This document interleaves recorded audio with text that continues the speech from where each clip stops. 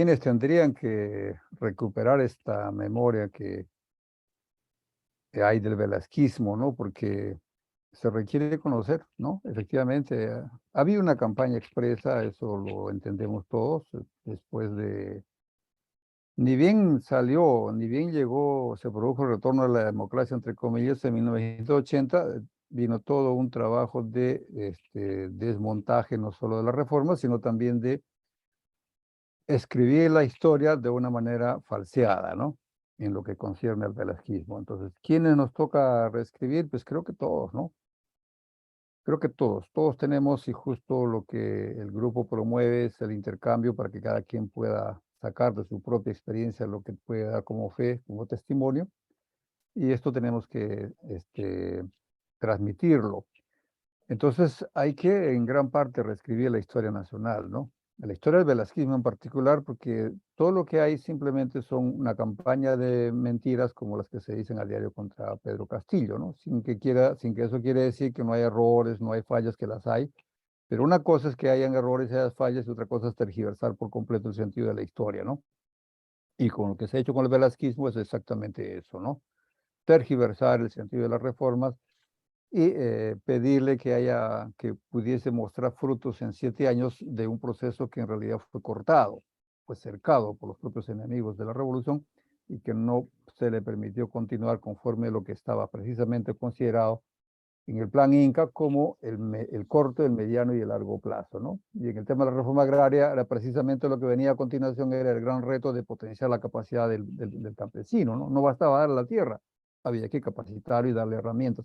Eso venía a continuación, ¿no? Pero eso fue lo que se cortó, ¿no? Y por tanto no se lo puede acusar de cosas que no se lo dejó hacer. Todos creo que tenemos que reescribir la historia. Me parece que la sugerencia que hace el compañero de Ángel, ¿no? Lo que nos hace Ángel es que sí, algunos escribimos libros, otros escribimos artículos, otros damos charlas, pero creo que hay que hacer trabajo de edición en videos. Hay que empezar a hacer la historia del velasquismo en videos, la evaluación de la reforma agraria en un video corto, ¿no? Lo que pasó, la experiencia de la comunidad industrial, ¿no? Que es una experiencia fabulosa de principio a fin, ¿no? Es decir, eso no se ha dado en ninguna parte del mundo, lo que se hizo con el velasquismo y la comunidad laboral. Es una conquista, pues, enorme. Eso en un video, para que los chicos vean, porque los chicos no van a revisar, pues, la ley, ¿cuál era? La 18350, ¿no? No sé qué número era la ley de comunidad industrial. No van a revisar eso ya, pero sí pueden ver materiales trabajados con audiovisuales y creo que deberíamos, de hecho, hacer un primer acuerdo con Ángel para que podamos trabajar guiones y trabajar esto que estamos discutiendo acá y ponerlo de una forma más expresiva para que llegue al público más amplio. Me parece que esa es una forma de responder a lo que nos pide, a lo que pide también Dora, ¿no? ¿Cómo y quiénes debemos hacerlo? Dos, el tema por qué la izquierda no tiene un proyecto nacional. Existen muchos problemas en la izquierda y mucho tiene que ver con su manera de asumir el proceso histórico, ¿no? Por eso yo insistí al comienzo de la necesidad de ver el velasquismo con un grado de realismo pleno, porque yo me temo que la izquierda, la gran parte de la izquierda, por lo menos la izquierda oficial, entre comillas, o aquella izquierda que copaba el escenario político del país, juzgaba la revolución con ojos demasiado intelectuales, ¿no? Demasiados teóricos, por decirlo así, ¿no? Y no miraban el proceso en su dimensión, en sus posibilidades prácticas reales, ¿no? Entonces, ellos se pasaban buscando un proyecto nacional cuando el proyecto nacional ya estaba en curso, que el velasquismo lo tomó en gran parte de lo que fue el indigenismo, porque gran parte de las reformas del velasquismo se originan en el indigenismo, ¿no? Sobre todo en el tema cultural, en el tema educativo, lo que los indigenistas decían para incorporar al indio a la república. Y la otra gran parte se origina en Mariátegui, que aborda todo el tema de la descentralización, el tema de la industria, el tema de la reforma del Estado. En realidad el velasquismo le da forma política a eso, ¿no? Y lo convierte en un proyecto nacional. ¿Para qué buscar un proyecto nacional en la teoría cuando está ocurriendo en la práctica? Esto solo era posible porque la izquierda tenía una mirada demasiado intelectual del proceso. Por lo tanto, ¿quiénes deberían conducir un proceso, un proyecto nacional? Y esta es idea clave en el velasquismo y tenemos que verla así también nosotros. Un proyecto nacional no es el proyecto de un grupo de la nación, ¿no? No es el proyecto de una facción del país.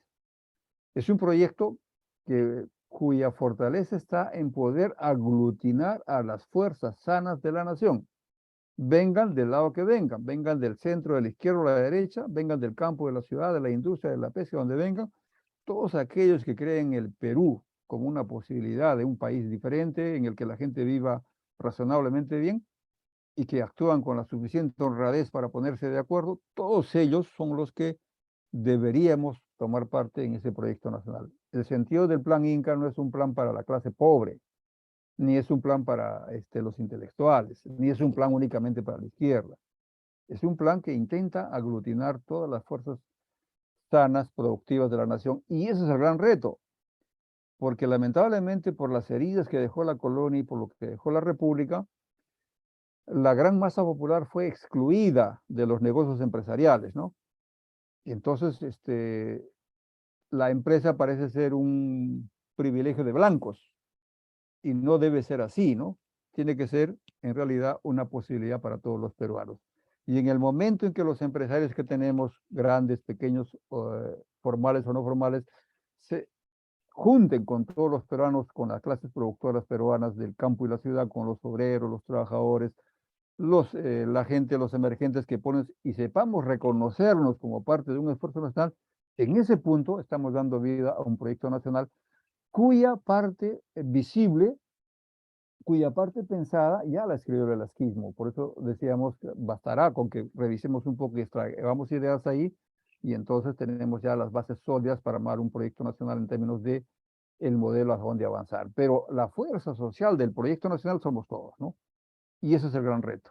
Eso es lo que tenemos que lograr y por lo tanto ahí vamos a. Y por último, el tema de la crítica al velasquismo porque vino de arriba, ¿no? Es una de las cosas curiosas, ¿no? Cuando la gente quiere cambiar las cosas que están mal, le piden que lo haga por mecanismos democráticos, ¿no? Pero ¿a quién le consultaron para hacer todas las expropiaciones durante la colonia, ¿no? Cuando vinieron y se apoderaron, por ejemplo, de todas las haciendas de Lima, que pertenecían a Curacas, ¿no? En la zona de Surco, en la zona del Callao, en la zona del Valle del Rímac, se apoderaron de las tierras a la mal. ¿A quién le consultaron, no? ¿Por qué no lo hicieron democráticamente, podríamos decir, no? Y saltemos y dejemos la colonia y pasemos a la república, ¿no? Cuando se instala la república, los grupos que toman el mando en Lima, alrededor del Congreso, igual dan decretos, incluso desde San Martín, para redistribuirse las tierras que los españoles habían abandonado porque se fueron muchos de ellos a España, y a otros simplemente se les expropió a la mala para repartírsela, pero no a la gente, sino para repartírsela entre ellos, ¿no? Y vuelve la pregunta, ¿y a quién le preguntaron para hacer esa redistribución? ¿Está desacreditada la independencia porque fue hecha desde arriba y no fue hecha desde abajo? Y eso podríamos seguir diciéndolo con la Revolución de Castilla, incluso con el civilismo de Pardo, podríamos decirlo con lo que ocurrió con Leguía y los cambios que impulsan, que son todos desde arriba, ¿no? Y llegamos al escenario de los gobiernos más cercanos a nosotros, que cuando Bustamante intenta hacer cambios por la vía parlamentaria, lo sabotean, lo boicotean, le hacen una oposición total, al final le dan golpe. Entonces, y le venimos a pedir al velasquismo que haga cambios democráticos que nunca se han hecho en la historia, ¿no? Entonces, yo creo que ahí somos un poco injustos, ¿no? Porque el problema revolucionario, más bien el problema de construir país significa de que tenemos que usar, trabajar y profundizar la democracia en todo lo que sea posible y hasta donde no surjan opositores malévolos que nos socavan la posibilidad de hacer un cambio democrático, ¿no? Pero si en ese proceso no hay forma de que la democracia pueda dar camino a los cambios, pues hay los mecanismos de excepción, ¿no? Que se aceptan en la teoría democrática también. O sea, bajo determinadas circunstancias se permite la excepción democrática. Quiere decir que el gobernante toma decisiones porque necesita ponerse en proceso los cambios que el país necesita, ¿no? Entonces uno podría ver el velasquismo como un estado de excepción, ¿no? que trata de devolverle al país un curso democrático, pero que se ve obligado a hacer cambios como en una situación de emergencia, ¿no? Donde el barco se hunde, se había hecho el famoso negociado de la página 11, se estaba regalando el petróleo y además se le iba a regalar a la IPC 1 millón de hectáreas en la selva. Era entregar al país a un dominio peor que el que venía soportando. Es como que el barco se está hundiendo, alguien tiene que tomar decisiones, ¿no? Y en ese momento se justifica la excepción. El gobernante toma el mando, corrige y luego, como estaba previsto en el plan Inca, porque justamente si no me equivoco, el sector último del plan, el sector, corrígeme Lilia si estás por ahí, el 31 está dedicado al problema de la Constitución. No, no es el 31, pero bueno, es uno de ellos, está dedicado al problema de la Constitución. O sea, el velasquismo se proponía restablecer la Constitución democrática y restablecer el rumbo democrático una vez que el país se encarrile y una vez que se ponga en su sitio, digamos, a quienes venían haciendo del país simplemente un entreguismo como el que se había sufrido durante los 70 años anteriores, ¿no?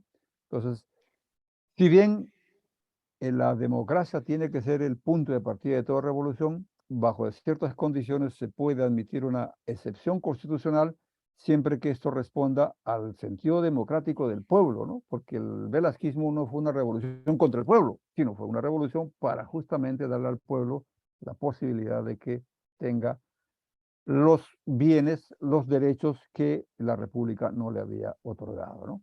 Entonces, creo que hay una gran riqueza en la discusión y de nuevo, esto no significa santificar al velasquismo en nada, es simplemente que tenemos que verlo con ojos realistas, tenemos que verlo en todos sus méritos, y si vamos a ponernos a estudiar las reformas que ellos hicieron en específico, va a ser para sacar aquello que pueda servirnos y sin duda para dejar de lado o criticar aquello que evidentemente también se cometió error, ¿no? Pero evidentemente no hay proceso histórico que no cometa errores, ¿no? Lo importante es que alguien haga el camino y en ese camino vamos arreglando las cosas para poder avanzar y en el punto estamos en que hay que retomarlo porque simplemente el barco está un poco haciendo agua, como podemos ver con lo que está pasando en estos días en el país, ¿no?